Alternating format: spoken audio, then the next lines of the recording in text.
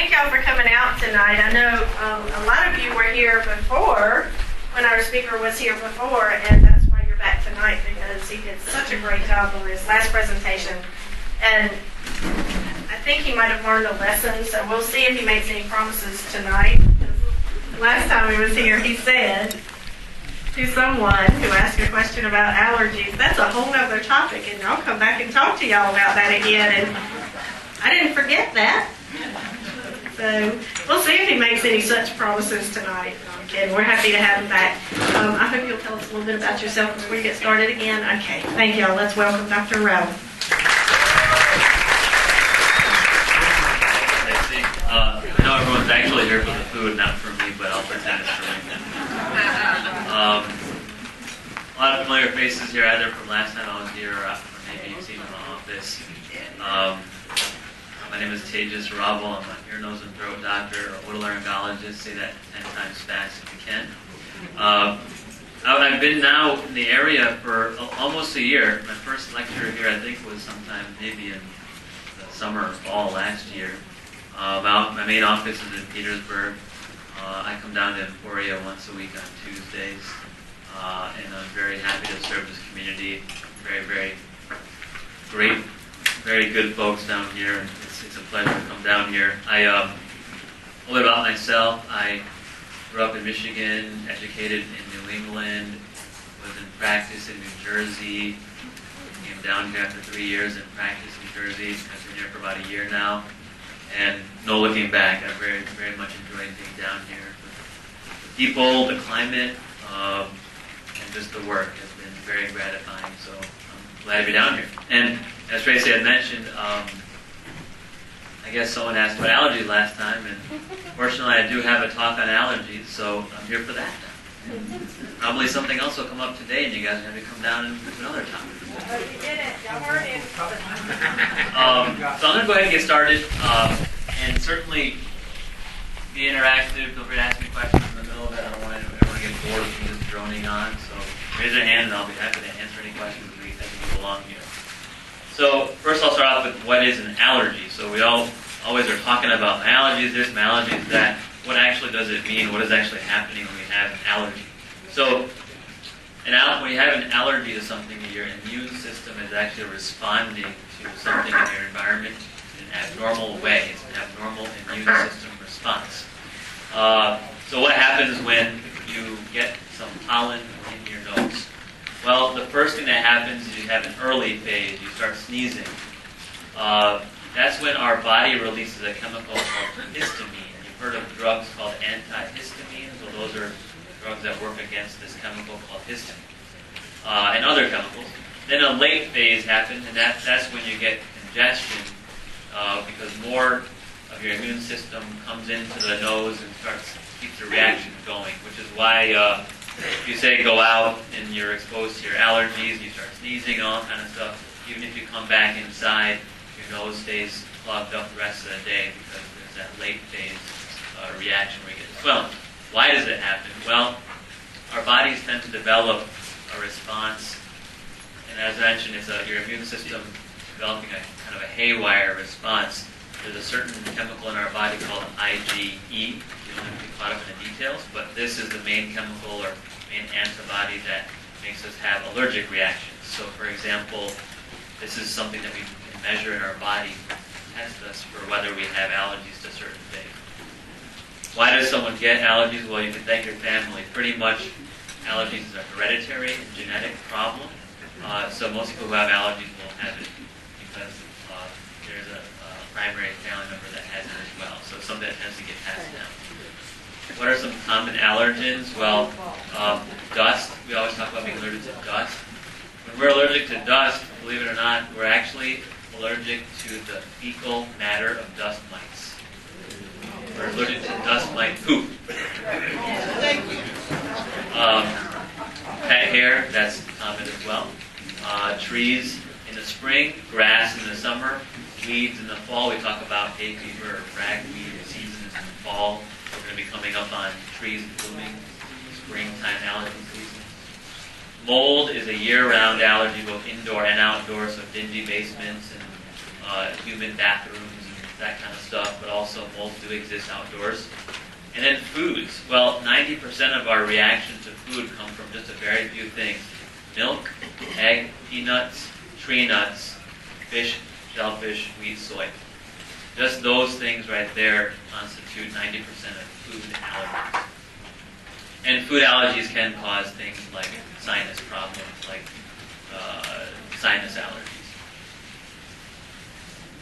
So when someone has an allergic reaction to their nose, we call it allergic rhinitis. That's just a technical name for allergy response in your nose. About 20% of people in their lifetime will have it. The symptoms are in your nose, sinuses, ear, throat, and eyes. So basically, our nose, sinuses, ear, throat, and eyes, they all have the same kind of tissue in it that responds to any allergy, which is why you get a scratchy throat, why you get itchy eyes, and those types of things. In the nose and sinus, you get sneezing, itching, dripping, headache. In the ear, you get that pressure and clogging sensation where you swear you have fluid in your ear. In your throat, you get itching and soreness. In your eyes, you get tearing. Now, when someone has these symptoms chronically, so someone has allergies year-round, or their allergies are so bad that they never really fully get over them, that's one of the leading causes of having what we call, in general terms, I have sinus. Most common thing I have in my office, I have sinus. Well, we all have sinuses. We're supposed to have sinuses. We're made with them.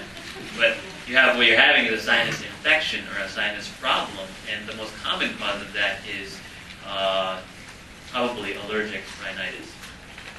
So this diagram here just talks about the various places that allergies can affect your body. This area here just shows that when you have allergies and your nose swells up, you get fluid trapped in your sinuses, and that's what leads to an infection.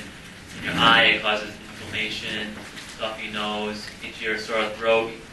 Allergies can also cause asthma because our windpipe and the pipes that go to our lungs are also lined with the same kind of tissue, so allergies can cause swelling and plugging of mucus in the windpipe and airways. That is basically what happens in asthma. And then the tube that goes to our ear can get plugged up as well, and that's what causes the congestion and infection in our ears.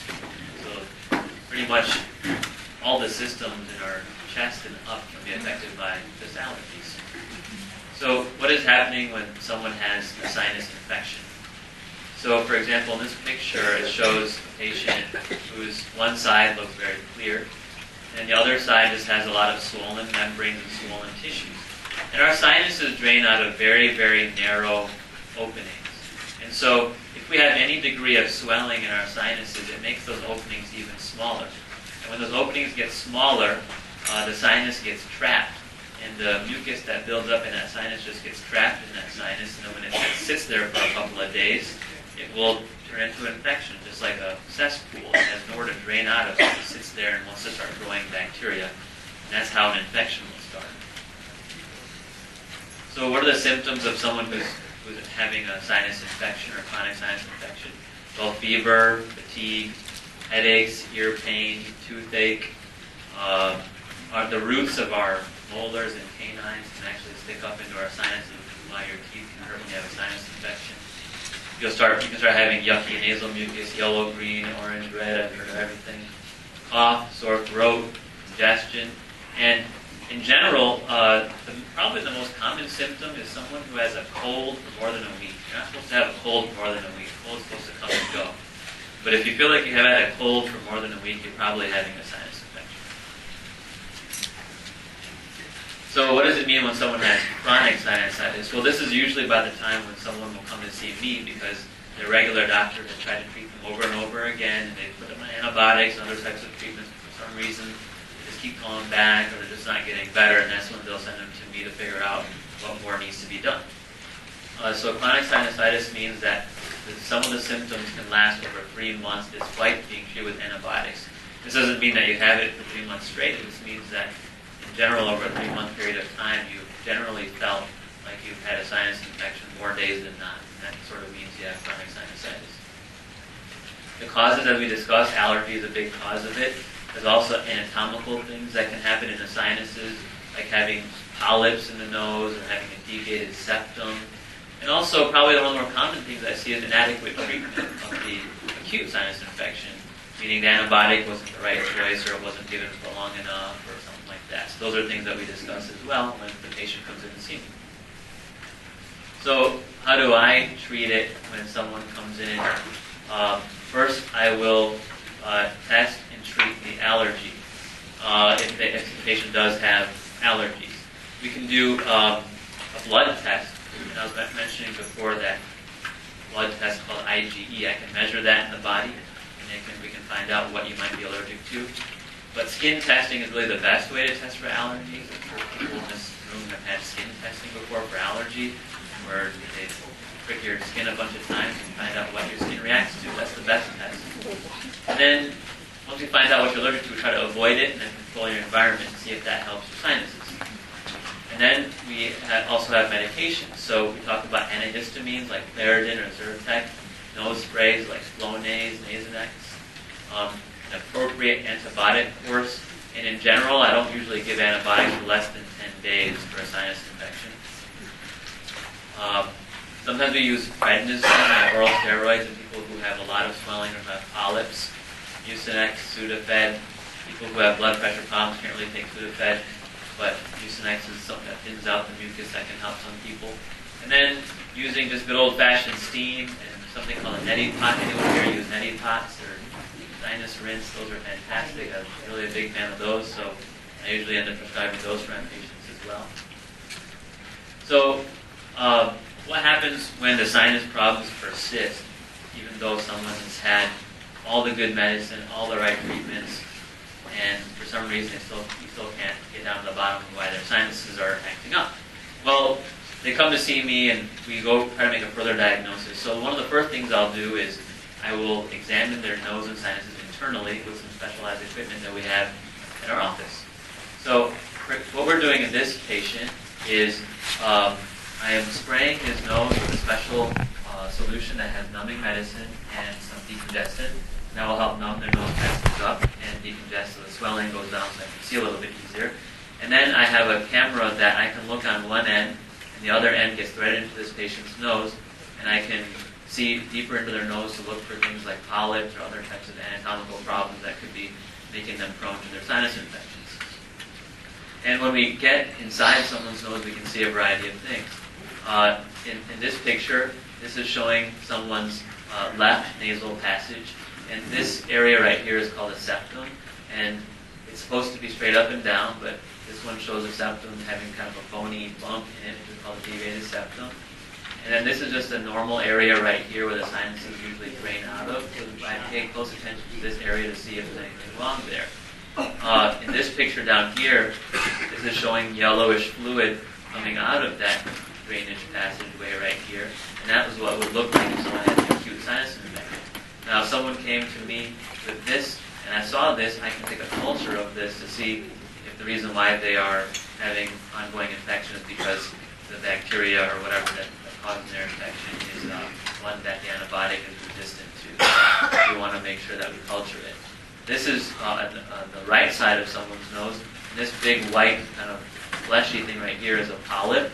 And this polyp is coming out of that sinus drainage pathway. So the polyp is growing out of this area right here, which is clear in this normal area. So that polyp is also blocking that patient's sinuses up. So this polyp will cause the patient not to breathe well, but it also blocks the sinuses and causes chronic sinus infection. That's something else we can see when we put the camera in someone's nose. One of the other tests we'll do is run something called a CAT scan or CT scan on a patient. A CT scan, if anyone's ever had one or not had one, is a quick test where you lie down. It's not like an MRI where it's claustrophobic. It's a big donut. And a CT scan of the sinus takes about 10 minutes. It is the equivalent radiation of a transcontinental airline flight. So about a flight from New York to Los Angeles will give the same amount of radiation. The reason why we get radiation when we're in a plane is because we're closer to the sun. They never tell you that when you're going out here. But you get radiated when you're in an airplane. So this CAT scan is showing someone who actually has sinus infection. So in this CAT scan, this is the gray means tissue, black means air, white means bone. Right?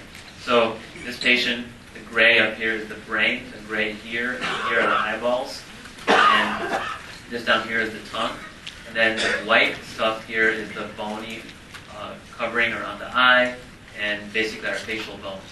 And this is showing internally in the nose. That's also showing internally in the sinuses. These are like the cheekbone sinuses. And all this gray tissue means that there is infection in these sinuses. So these are things that we cannot see in the office. So people who eventually see me who we're having a hard time figuring out what's going on with them will get a CAT scan, because this is something you just can't plain see in an examination. And this is what we would like to see at look after we treat the patient. So you can see how the sinuses are nice and clear, and it's all full of black air. And that's what we want to see in a sinus after treatment. So what happens in a patient that we have treated them medically with all the right medication, done a CAT scan, and the CAT scan still shows that there's chronic infection going on? Well, at that point, we oftentimes will consider surgery. And so, what are some of the things that we do in surgery to help the patient out? Well, first of all, we want to correct the anatomical problems. So we want to remove the polyps. We might need to correct the deviated septum that could be affecting their sinuses and draining well. We want to widen the sinus drainage pathway. So now, I don't know if anyone in this room has ever had sinus surgery, say, over 20 years ago, but when they had it done at that time, it may have been done with a cut underneath their lip, or it may have been done with just the doctor looking with a headlight in their nose without laparoscopic or endoscopic equipment. In the past 20 years or so, the technology has revolutionized quite a bit, and we're able to do sinus surgery through the nostrils with just special lighted cameras and minimally invasive, to a point where all we want to do is make the sinus opening a little bit bigger without causing much damage. And so, for example, when I do sinus surgery, I don't even pack the nose. I don't know if anyone's had sinus surgery remember having like big tampons up their nose, but we don't really do that. And I say tampon meaning sponge, not actually a tampon. But that is the way that it used to be done, and so a lot of people have a lot of fear for sinus surgery because they've had other experiences, their friends or family that have had situations like that. But it has gotten much more humane in modern times. So we widen the sinus drainage pathway, and as I mentioned, surgery done endoscopically through the nose, so nothing changes on the outside of our bodies. When we're doing endoscopic sinus surgery, we have a camera that we look through, and this is showing some of the procedure, but we actually have it hooked up to a TV monitor, so we can see what's going on the TV screen. And the other hand is holding instruments, and with those instruments, we're just removing very discrete areas of bone and tissue in order to open the sinuses up so they can drain easier. And then we also have additional equipment that can, say, remove polyps and things like that. There is a more modern technique that's come out in the past 10 years or so called balloon sinuplasty. And this is something that I've started to do as well, and I think this is very relevant to the group in this room because the benefit of this procedure is that it can actually be done in the office under local anesthesia. And so there may be some folks in this room that have medical problems that sort of forbid them from having general anesthesia and being put to sleep. So this is a nice opportunity. Just because you're 80 doesn't mean you don't have sinusitis and you can't have anything done about it.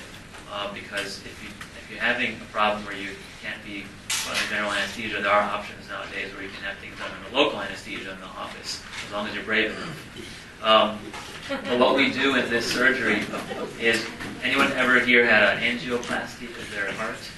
Well, they use the balloons kind of pop those blood vessels back open. So what we do with this technology is we actually put a balloon in the sinus drainage pathway and expand that balloon so the pathway gets opened up.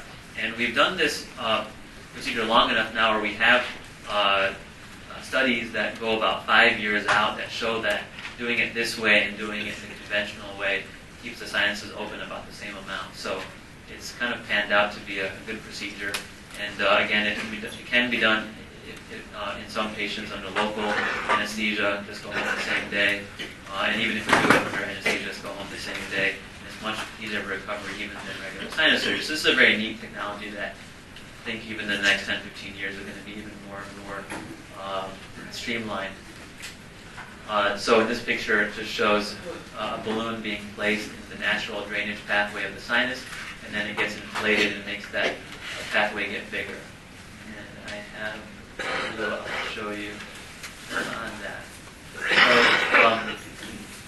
So, in summary, allergy is a common cause of chronic sinus problems. The diagnosis of medical treatment is a must. Failure to improve may require surgery, and the modern surgical techniques are minimally invasive. And what I want to do is show you a couple of videos on it.